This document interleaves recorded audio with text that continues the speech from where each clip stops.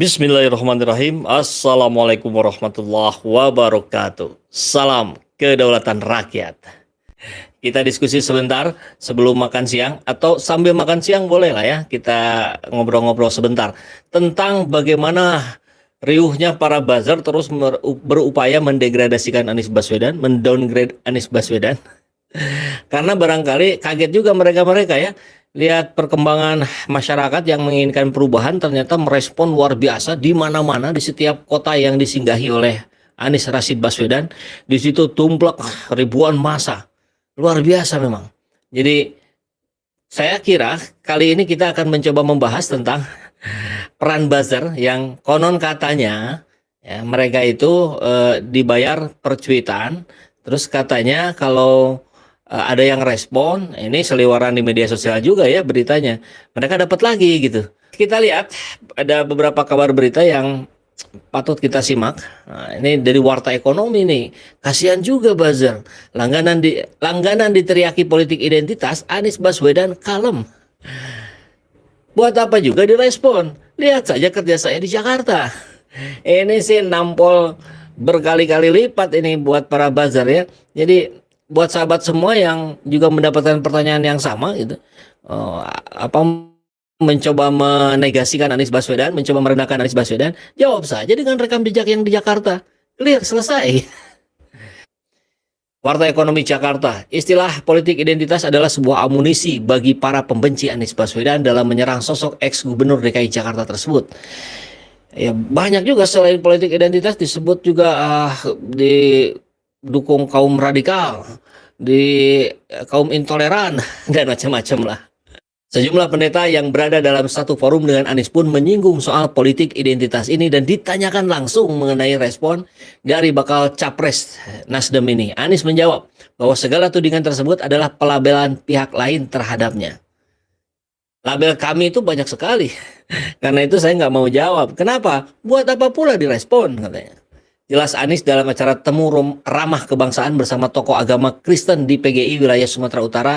Ini beberapa minggu lalu sebetulnya ya kabarnya.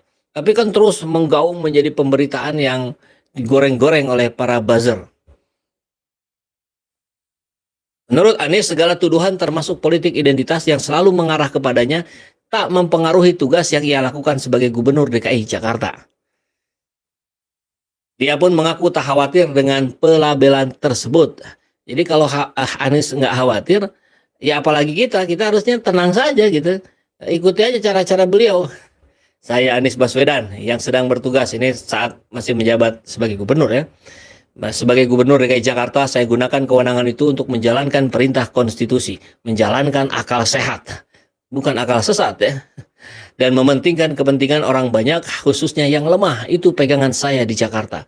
Mau dikasih label apapun tidak terlalu menjadi khawatir, karena fokusnya pada penuntasan amanah gitu, bukan pada pencitraan, bukan pada bagaimana agar tidak diserang. Itu bedanya Anies Baswedan dengan tokoh politik yang lain. Terkait tudingan yang berseliweran yang dilontarkan oleh para pembencinya, Anies mengaku tak mau ambil pusing dengan menjawab tudingan-tudingan yang datang. Baginya, pihak yang menudinglah yang perlu membeberkan bukti apakah selama kepemimpinannya yang dituduhkan tersebut benar. Kalau tidak ada, berarti fitnah. Kan begitu. Ini yang sering saya lakukan. Saya tidak mau menjawab dengan ya atau tidak. Nggak usah. Bapak lihat-lihat saja apa yang dikerjakan di Jakarta. Saya jamin yang dikerjakan di Jakarta membawa prinsip keadilan dan kesetaraan untuk semuanya. Tentu dengan kolaborasi yang sering digaungkan oleh Pak Anies ya. Pak Anies tentu bukan seorang Superman, tapi beliau mampu membentuk super team gitu. Sehingga dengan manajemen yang baik, dengan pengorganisasian yang baik, segala janji-janjinya terpenuhi gitu. Oh nggak sempurna, ya iyalah namanya juga manusia. Tapi dibandingkan pemimpin-pemimpin lain, Jakarta tentu, maka Anies lah yang paling banyak bisa memberikan kontribusinya untuk Jakarta. Hal itu nggak bisa dipungkiri lagi. Anies pun di hadapan sejumlah pendeta mengenai tudingan-tudingan miring terhadapnya menegaskan tidak minta untuk disukai ataupun didukung. Anies hanya minta agar menggunakan fakta dalam menyikapi tuduhan yang ada. Sesimpel itu saja. Dengan gaya rileks seperti biasanya ya. Saya tidak minta disukai, saya tidak minta untuk didukung, saya hanya minta Bapak Ibu sekalian gunakan fakta di dalam menilai apa yang sudah dikerjakan. Itu saja. Sesudah itu, kesimpulan dan pilihan ada pada Bapak Ibu. Pilihan untuk menyetujui yang dikatakan orang atau mengoreksi apa yang dikatakan orang. Jelas Anies Baswedan. Jadi saya kira kita semua yang sudah mengerti, sudah paham apa yang sudah dilakukan Anies Baswedan, kesetaraan yang sudah dikedepankan, keadilan yang sudah beliau terapkan di Jakarta, itu harusnya menjadi sarana untuk kita menceritakan kepada orang-orang, tentu yang masih ragu kepada Anies Baswedan. Nah, faktanya kita lihat kemudian kalau para buzzer menyebut ini politik identitas, ini rasis, ini intoleran, radikal, dan seterusnya. Justru fakta yang terjadi di bawah, nah ini yang kita curigai. Kok berbeda gitu. Yang di bawah itu semakin membesar gelombang dukungan kepada Anies Rashid Baswedan. Jangan-jangan ramainya istilah-istilah itu, para buzzer itu pertama hanya ada di media, atau hanya terjadi pada elit-elit politik saja gitu. Bukan realita yang ada di lapangan. Kan kalau sahabat ini semua ingin membuktikan, coba saja dekati tetangga kita, keluar rumah, tanya, saya yakin itu berbeda. Tidak ada polarisasi di bawah gitu.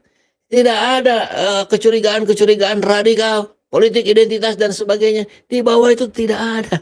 Di bawah itu baik-baik saja. Yang bikin masalah itu yang di atas, para elit-elit politik, ditambah para buzzer. Mau bukti? Buktinya yang menjadi lawan pun akhirnya bergabung menjadi kawan. Ini kita bisa dapatkan kabarnya. Jumat hari ini, ex-wakil ketua tim ses Jokowi pimpin pemenangan Anies di Yogyakarta. Apa ini? Kalau bukan bukti dan fakta. Ini deklarasi relawan Anies. Ada Bang Laude nih. Wah, ganteng kali nih. Dewan Pimpinan Wilayah DPW Aliansi Nasional Indonesia Sejahtera Anies Daerah Istimewa Yogyakarta dideklarasikan di Cengkir Resto, Sleman, tanggal 10 kemarin ya. Ex Wakil Ketua Tim Ses Jokowi pada Pilpres 2019 untuk wilayah Yogyakarta, Dani Eko Wiono, ditunjuk menjadi koordinator Presidium Relawan Pendukung Anies Baswedan. Saya yakin sebetulnya bukan sekedar ditunjuk, tapi ada kerelaan ya. Karena namanya juga relawan ya. Ada kerelaan, ada kesukaan terhadap Anies Baswedan sehingga siap mengemban amanah ini. Kami bersyukur dengan segala tantangannya, akhirnya bisa melaksanakan deklarasi ini. Dani dikenal sebagai aktivis buruh di Yogyakarta. Kami bersyukur dengan segala tantangannya. Dia juga pernah menjadi ketua DPW PSI Yogyakarta. Jadi ini salah satu yang hijrah ini. Pada Pilpres 2019, Dani merupakan wakil ketua tim ses Jokowi Maruf Amin untuk wilayah Yogyakarta. Ini tentu dia sudah tahu cara-cara yang harus dilakukan ya. Kedepan kita perlu pemimpin yang membawa perubahan. Orang jujur seperti Anies Baswedan wajib kita dukung. Tegas Dani. Oh, keren kali nih. Yogyakarta Kota Anies. Koordinator Presidium DPP Anies Laude Bashir menegaskan Yogyakarta adalah tempat Anies Baswedan tumbuh dan berkembang. Ini yang harus terus diangkat oleh relawan untuk disampaikan kepada masyarakat di Yogyakarta tentu maksudnya ya. Anies Baswedan sendiri lahir di Kuningan namun sejak SD ia sudah mengenyam pendidikan di Yogyakarta, kota pendidikan. Jadi Mas Anies ini putra Jogja. Kalau yang pernah bertemu langsung dengan beliau sangat jelas karakter beliau, imbuh laude. Saat remaja Anies menjadi pengisi acara Tanah Merdeka yang disiarkan TVRI Jogja saat itu. Dididik sejak kecil di kota pendidikan menjadikan Anies tumbuh menjadi pribadi yang memiliki kompetensi. Terbukti saat menjadi menteri dan tentunya menjadi gubernur DKI banyak prestasi yang beliau torehkan. Saya kira ini menjadi bukti yang cukup untuk masyarakat Indonesia, khususnya Jogja, bahwa kita punya pemimpin 2024 yang akan membawa perubahan dan perbaikan di Indonesia. Kata Laude. Tokoh masyarakat Jogja KRT Moh Zuhud yang turut hadir memberikan sambutan. Menurutnya masyarakat mayoritas menginginkan pemimpin yang bisa membawa Indonesia menjadi lebih baik. Ini yang terjadi di grassroots, di lapangan. Berbeda dengan yang terjadi di elit politik. Zuhud sendiri adalah tokoh masyarakat yang merasakan 3 zaman mulai Orde Lama, Orde Baru hingga reformasi. Menurutnya negara ini perlu banyak perbaikan. 2024 adalah momen kita mendukung pemimpin yang amanah dan berani. Saya yakin Anies bisa memimpin negeri ini. Wah. Deklarasi sendiri berlangsung lancar, sejumlah tokoh juga hadir, diantaranya dari Nasdem Yogyakarta, Forum Ka'bah Membangun, dan sejumlah simpul relawan lainnya. Keren kali ya. Baik, terima kasih.